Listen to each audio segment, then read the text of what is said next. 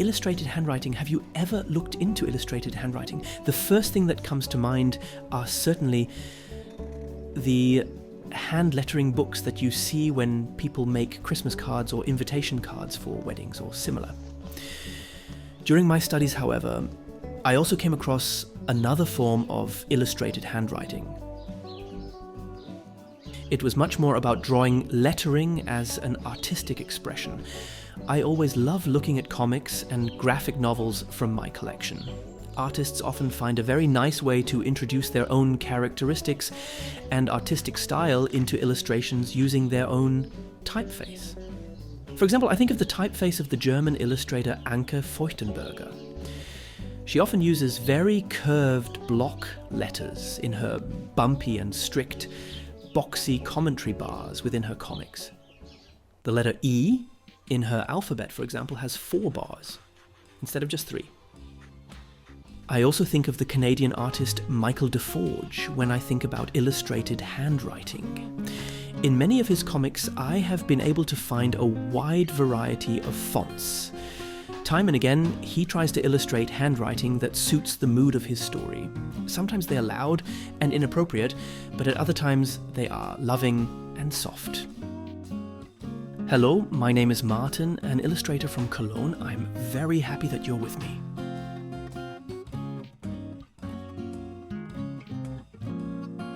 I love comics. I think it's just fantastic when a small picture frame, or several of them, with the help of text or even without, are able to portray a passage of time, a plot, or just a moment. The moments between 2 comic panels are a magical place for me. What happens here? How much time passes? How much speed is there between the images? I'm always impressed by this, look at many examples and often try it myself. An interesting method for drawing comics, where you don't really know at the beginning what you'll end up telling, is the following. I start by drawing different comic panels on a sketchbook page. Then I think about a text. This can be thought, phrases, a monologue I've had with myself, notes from my sketchbook, or perhaps passages from a song lyric. In the second step, I then place these scraps of words at the top, bottom, or side of my panels.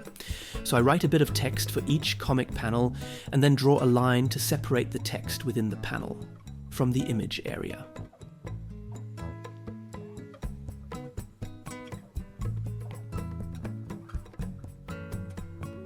Here you can see one such example. I drew a comic about a friend who can transform into the crime-fighting Pokemon Gengar.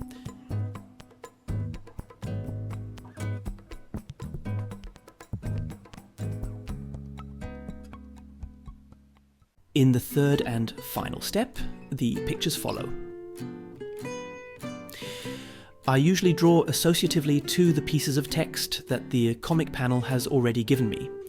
I can establish protagonist figures and have them appear again and again throughout the various images, or I can remain completely abstract and work with objects, basic shapes or colours, rather than figuratively. In combination, image and text automatically result in a creative cooperation in the viewer's brain. Text and image create context together. I have often surprised myself with this method and have come up with delightful results. Why don't you try it out for yourself?